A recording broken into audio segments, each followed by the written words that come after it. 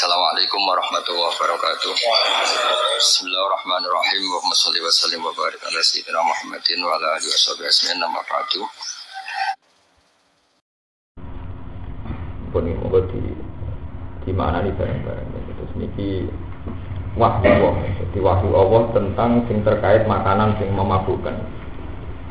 Kalau mulai sang keterangan fikih bahwasanya minuman khamr itu haram. Kalau mulai sang keterangan fikih khamr itu haram. Khamr itu rin-rin itu persan anggur yang memabukkan. Terus asirul inab, ya, sesuatu yang dibuat saking apa persan apa anggur. Pada kadar tertentu bisa memabukkan. Kemudian hukum khamr yang dari minuman apa persan anggur niku terus menjadi umum, menjadi kullu ma yukhamirul akla, setiap yang memabukkan baik itu dari napa persan anggur napa liyane atau pil koplo putau sabu-sabu itu semuanya haram. Jadi semua muskir sing alladhi yukhamirul akla. Ini kalau cerita fikih ya. Jadi fikih itu sing dipakai kan Quran, hadis, ijma' napa? Iya. Tapi kemudian jadi masalah begini, misalnya kan yang ada dalilnya, gitu. Mujma'alah itu kan khamr itu min asiril inab. Ini itu pertanyaan anggur yang sampai memabukkan. Tapi kemudian cara kaidah usul fikih kan al-hukmu yaduru ma'ilatihi wujudan wa adaman. Berarti kalau faktor asirul inab, gitu, pertanyaan anggur itu faktor yang memabukkan. Berarti apa wae sing mabukno nggih napa? Haram. Jadi kados putau, sabu-sabu dan sebagainya, cekil koplo dan sebagainya. Cuma terus kemudian menyisakan pertanyaan mubah. Lah saiki nek ana wong mangan overdosis utawa ngombe barang halal tapi over. Ya terus jelas-jelas dadekne mabuk. Soale kok kakean mangan tape. Nggih. Utawi orang yang sudah jelas-jelas darah tinggi. Mangane daging wedhus berlebihan sehingga gliyeng-gliyeng setengah mabuk. Atau mangane garam kakean nganti setengah apa? Mabuk. Dan itu kelemahan kias. Sebab itu banyak mazhab dalam Islam yang tidak menggunakan kias. Karena kias itu ketika dibuka itu nanti akhirnya liar. Lah pas liar ini nggak terkendali. Sebab itu banyak istilahnya orang yang mungkirul kias. Orang-orang kelompok-kelompok yang anti kias. Karena kias itu ketika dibuka, ini ku cara pemahamannya terus liar. Ini ku wonten subjektivitas sesuai mazhab masing-masing. Ya, sebab itu jadi nak sama nak maknane khamr asal usulnya khamr iki kados teng surat Yusuf ini aroni asiru napa khamr. Jadi sesuatu sing saking asiru saking persan anggur. Global ini malah ini itu secara fikhiyah. Ya, jadi secara fikhiyah itu khamr itu begitu. Kemudian ada kaidah setiap apa saja yang memabukkan dia diarani khamr, dia berarti haram. Terus maisir itu totoan. Riyen ya totoan ngangge kuda, balapan kuda dan sebagainya. Terus saniki ngangge gaple, ngangge macam-macam totoan, terus ngangge tebak-tebakan kados SDSP sampai macam-macam sampai saniki togel dan sebagainya. Itu semuanya dikatakan apa? Maisir. Terus ansot itu cara saat ini tempat sakral, ya, tempat yang dikeramatkan, yang disucikan. Terus kalau bolak-balik matur, manusia itu makhluk religi, makhluk paling religius ya manusia. Jadi tiang Arab itu meskipun jahiliyah, bedino zino, bedino nopo, nak dakok tempat-tempat yang ape digunggu dinasik itu nak raneng pinggir Ka'bah gak marah. Jadi dia ini ya jahiliyah. Tapi ketika nonton nasib itu tidak jauh-jauh dari tempat-tempat yang disakral loh. Ini kasus nopo Ka'bah. Terus wong Arab itu nak riyen teng jahiliyah mboten tiyang Arab sedanten ya tiyang Yahudi, tiyang Kristen ya sami dalam hal ini.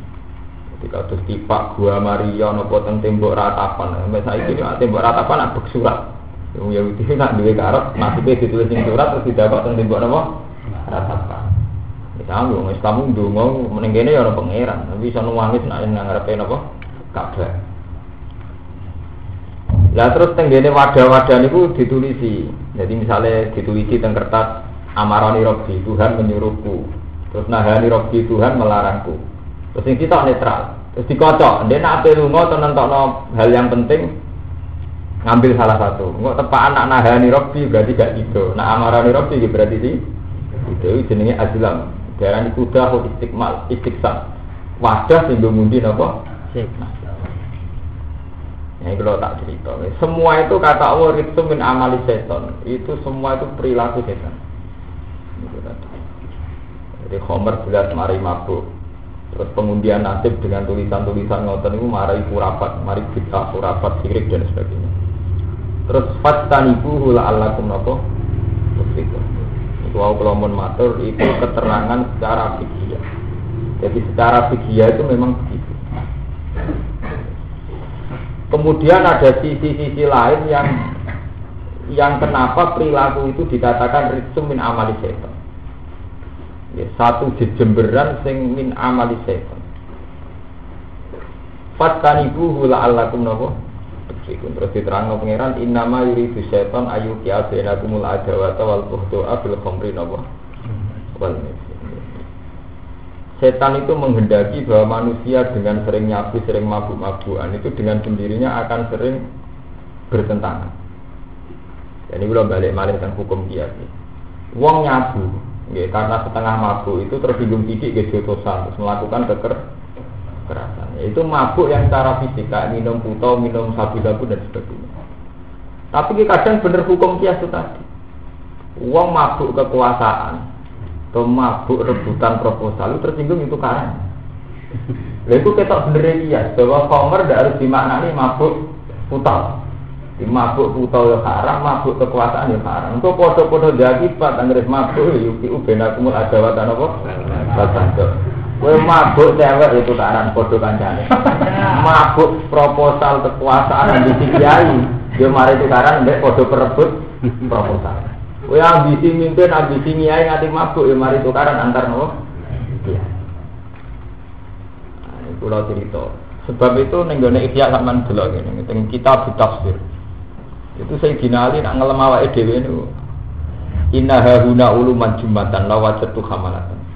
Ning dadaku lho ilmu ada, tapi tak golek sing pantes nampa ora ono. Mergo kepeken ilmu dari Sayyidina Ali. Lah itu ketika Imam Ghazali ulama-ulama ditafsirkan bahwa Nabi itu pernah dawuh innalil Qur'ani dhahran wa batnan. Quran itu punya sisi dhahir, juga punya sisi apa? Batin. Sisi dhahir misalnya khamr itu tadi, putau, sabu. Karena mabuk habis nyabu tersinggung titik gitu tukaran kasus berita-berita besar terekam itu nak agrono kekerasan apa boleh gak dong? Tapi kemudian makna batinnya ya apa saja yang bikin kita mabuk kekuasaan, mabuk kepemimpinan, mabuk dunia rebutan warisan proposal. Wiku yang mari yubi benakumul adawatan apa? Ya sama itu jika melahirkan kebencian. Itu jenis batnan. Sebab itu semua ulama tafsir sepakat ilmu Quran umpama walau annama fil barri seperti walau annama fil ardi min sajaratin aqlamu wal bahru yamuddu min ba'di sab'ati abhurin manafidat napa kalimatullah. Jadi ilmunya Quran itu andikan semua tanaman jadi pena laut jadi napa mangsine cara kiai kuno niku ora ngarah selesai lah manafidat napa kalimatullah. Karena itu tadi seperti yang dikatakan Sayyidina Ali ngriwayat saking Nabi teng Ihya teng kitab-kitab terangno innalil Qur'an dhahron apa? Batin. Jadi ada sisi dhahir ya ada sisi napa? Batin. Meskipun aliran batiniyah terlalu memaksakan Quran pakai makna batin itu juga sesat nanti. Tapi terlalu maknani dhahir juga sesat. Ya itu tadi harus balance, harus seimbang untuk maknani dhahron apa? Batin. Misalnya nak ngaji hikam itu kan sering, hikam itu mengutip satu ayat itu yang tidak makna zahir. Misalnya ngeten, dalam diri manusia itu kan ada junudul malaikat, yaitu yang memerintahkan kebaikan, juga ada junudul iblis yang memerintahkan keburukan. Mana tentara-tentara itu yang menang, yaitu yang menguasai. Kemudian hikam itu yang mengutip dalil innal muluka idza dakhalu qaryatan afsaduha wa ja'alu a'izzata ahliha napa adillah wa kadzalika ya. Itu dulu kan secara fisik. Ketika Bilqis menerima surat dari Sulaiman lewat burung hudhud, Dia minta saran pengawal-pengawalnya. Aftuni fi amri ma kuntu qati'atan amron hatta tas. Coba putuskan, saya ini harus tunduk sama suratnya Sulaiman atau saya harus bikin perhitungan. Aftuni fi amri ma kuntu qati'atan amron hatta napa? Jadi Bilqis itu seorang ratu sing tenggene raja Saba, saniki daerah Yaman. Ya, laqad kana li sabain fi maskanihim napa? Ayat. Ketika Nabi Sulaiman kirim surat lewat Hudhud itu kan intinya saya adalah raja tertinggi. Sebab itu raja-raja kecil harus tunduk pada saya atas nama Tuhan. Ini suratnya kan inni ulqiya ilayya kitabun karim wa innahu min Sulaiman wa innahu bismillahirrahmanirrahim. Pun ketika diwaca dari Bilqis, saya tidak akan memutuskan ini kecuali kalian ikut menyaksikan. Maksudnya ikut memberi masukan. Nah, dari pasukannya sing kuat-kuat, pasukannya Bilqis sing kuat-kuat.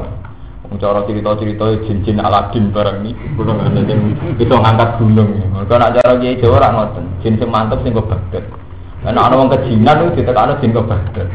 Mereka jin lokal nak terima jin ketangga jin kene kan kalah. Oh, ini mau mitos. Jin kalah di pangeran itu sing karuan aneh-aneh, ngobati penyakit jin. Kalau di kanca tukang ngobati penyakit jin, itu nak nyuwuk suwi mari-mari. Bareng wonten sing kejinan kula paran nek iso mari tanglet. Gus kok mati sampean. Tapi oke kesuwen nek ana jin ke Baghdad. Aku langsung nunjuk tulung pangeran nek malah cepet. Mana aneh apa ya? Oh, makanya ilmu ngoten niku butuhe gaya tok. Asline uripku sederhana, agama iku gampang. Ayo 2000 tahun nangis ya ngenteni ketemu Ka'bah. Butuh takwa pangeran saiki akan nah. Ngenteni bar kaji bareng. Ngono ku digawe angel senengane. Apa nangis eling pangeran ngenteni ziarah Wali Songo. Mulai saiki ya eling kan gak apa-apa. Lah kok ya eling meneh pas ziarah maksudnya.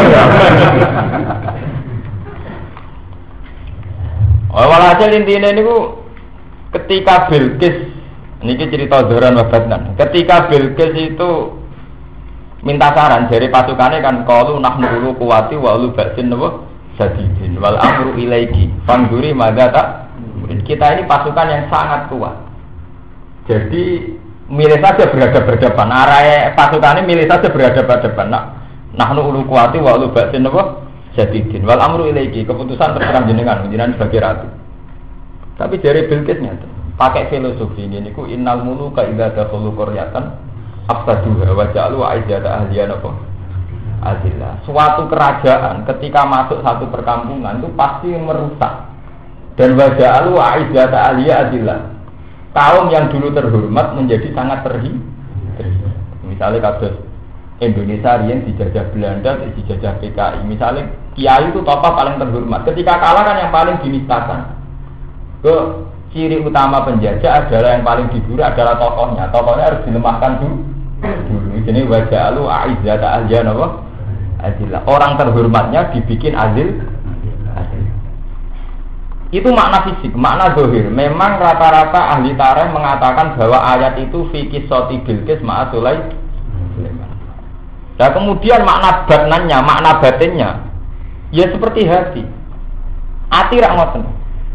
Kowe nak lagi umat iblis kiai lah, nak umat iblis buaya yang ora iso beda rondo, ora iso fisik urip lara kabeh. Wong ning donya pisan kok ngono dilarang, ngene dilarang. Ini bayangno sing enak wis pokoke kelon delok wong wedok. Pokoke sing ngoten-ngoten iku maksiat sing metu. Dan itu dia saat umat setane, manusa saat umat ora iso bayang enake salat ku ning ndi. Enake religi batin sing sifate religi ku ning ndi. Lagi umat edani. Jadi bayangno enak ning klub ning nggon-nggon Mak. Tapi sama, ketika kamu sudah berhasil lazat ma Allah, kamu berhasil munajat ma Allah, berusaha wis berhasil wajada halawatal iman. Saleh pas sujud nang pangeran, pas tahajud, kowe iso nikmati munajat nang pangeran, kowe ya janggal. Enak kelas ngopo. Wis gak kepikiran barang-barang maksiat kok nganti kepikiran kepengen maksiat. Bayang enake mboten saged. Pas umat Islam ini begitu. Enggak sekian detik kita akan pernah begitu gitu. Baik yang biasa maksiat lah, entah sekian detik mesti pernah. Nikmati saat-saat bener-bener lagatul taat. Lalu kalau riyen wingi ngomong dengan Mas Romanto, wong Islam itu berhasil di kerajaan sholat. Mergo kerajaan itu sebetulnya yang paling menyelamatkan umat Islam saka maksiat. Itu yang dimaksud inna sholata tanha 'anil fahsya'i napa? Jadi kowe nek wis sholat puncake lazat mak Allah kowe iku janggal nek mati liya-liya iku janggal. Kowe mau nikmati inna sholati nikmati ya Allah, pada akhirnya saya hanya kembali kepada Engkau. Kowe sujud, kula mulai lahir sing wujudno jenengan sakniki urip gawe jenengan sok ben mati ya balik teng jenengan inna sholati wa nusuki wa mahyaya itu kan ketika saat itu hadir itu pikiran aja terlalu blas. Apalagi sampai nek mati napa mak? Iku nunjukno ati iku mok sitok-tok. Ketika nek mati kebaikan yo bener-bener janggal mek maksiat.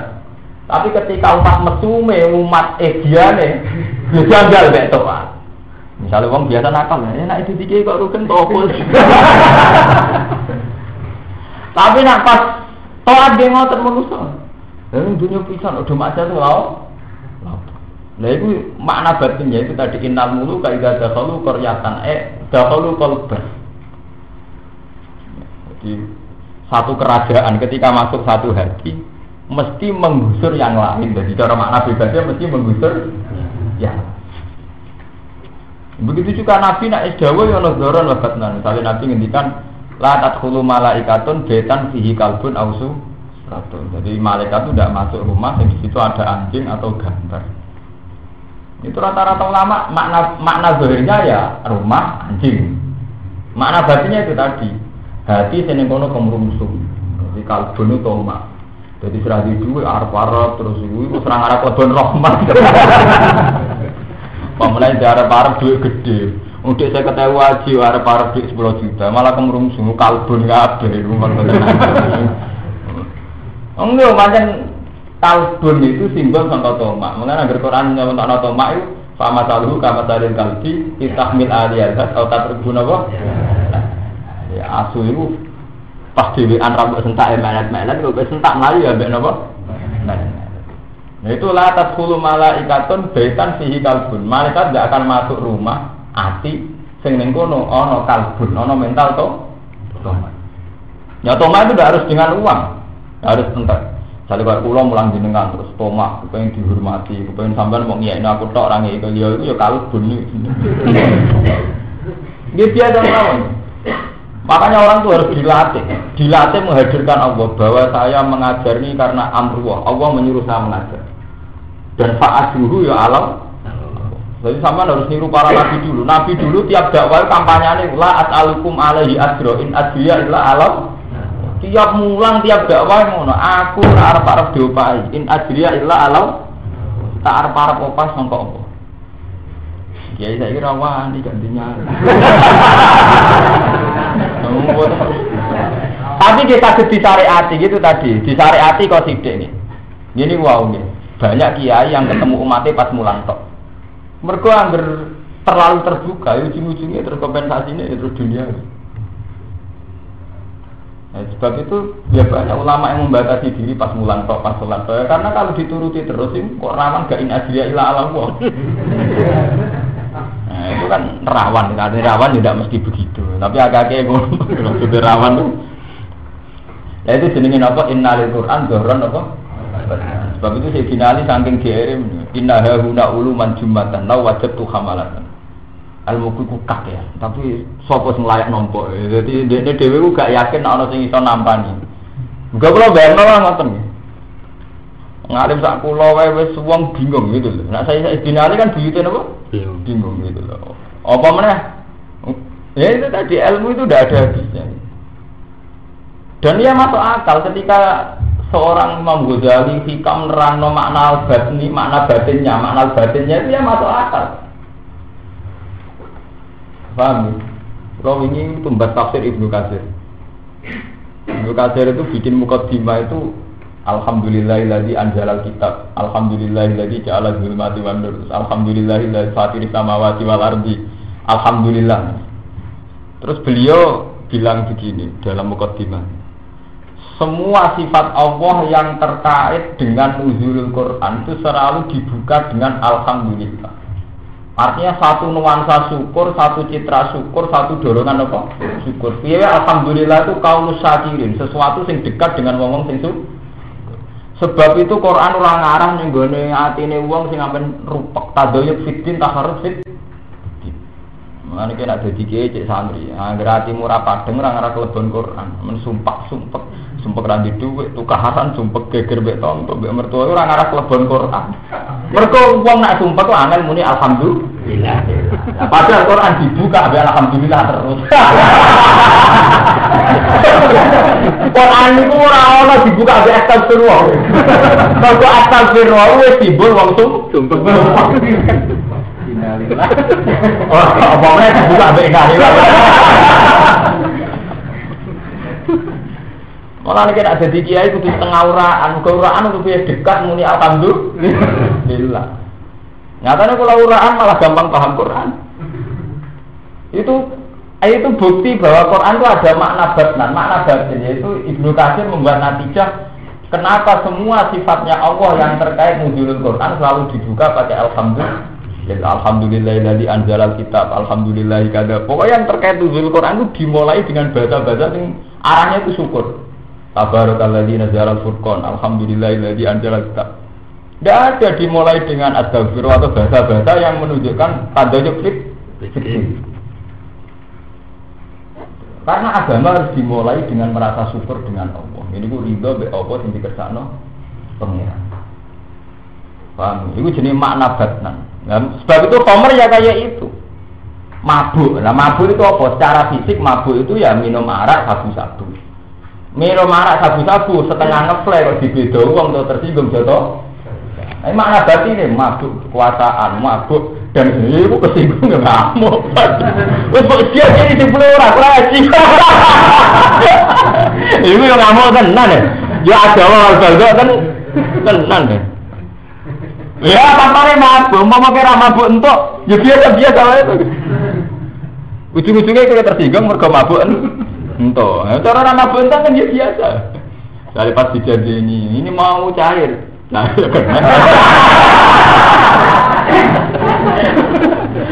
cairnya kena, orangnya kena.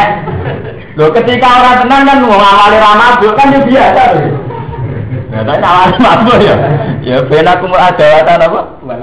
Itu kan ikut makna batin. Nah, rasa lebokno ati. Ya kan sama kan mabuk bisa fisik, bisa non. Cara bahasa Arab iso lambi iso mak. Nah, ngambil itu. Iku jenenge ilmu. Iku ning ilmu tafsir ngoten keterangan. Kita ya anggap ae bener ndak wis kok repot. Laisa 'alal ladzina amanu wa 'amilus sholihati junahun. Laisa ora ana iku 'alal ladzina amanu ing atase wong sing iman wa 'amilus sholihat. Sama nak niku nggih supados tahqiq nggih. Niku tenggene ulum tafsir ini kula akan cerita niku kula pun tak niatin yen nyenengno bocah-bocah sing kersane seneng ulumul Quran. Kados lafaz ya ayyuhal muzammil. Secara fisik saat Nabi ketemu malaikat Jibril teng Gua Hira, secara fisik Nabi niku kan redeg. Mergo Nabi itu pengalaman pertama ketemu alam gaib redeg. Bareng redeg mulai muni ning Khadijah zamiluni zam. Aku kemuli mergo redeg. Diarani ya ayyuhal muzammil ya ayyuhal mudaththir. Tapi sampean delok teng tafsir Baidawi napa Ibnu Katsir juga bisa dimaknani wong kemulan nak nunjukno tunak-tunuk males. Jadi ya ayyuhal muzammil mat iki tugas akeh kemal-kemul nang tenanan dakwah. Sebab itu kiai kan kudu energi, kudu gak kemal-kemul. Sampean delok teng tafsir Baidawi ya ayyuhal muzammil. Jadi makna zahirnya itu tadi memang faktanya Nabi kemulan. Makna batinnya muzammil itu mutakabir. He wong sing males-malesan iki suwaye kum fa'anfir wa rabbaka napa? Fakabir. Suwaye dakwah kum fa'anfir wa rabbaka kemul ra barbar.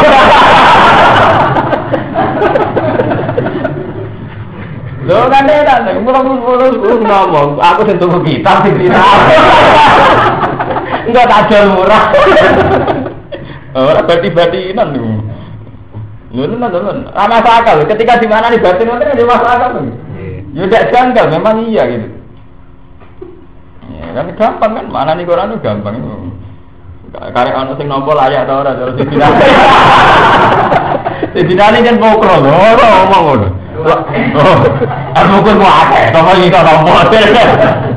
Gak karo-karuan.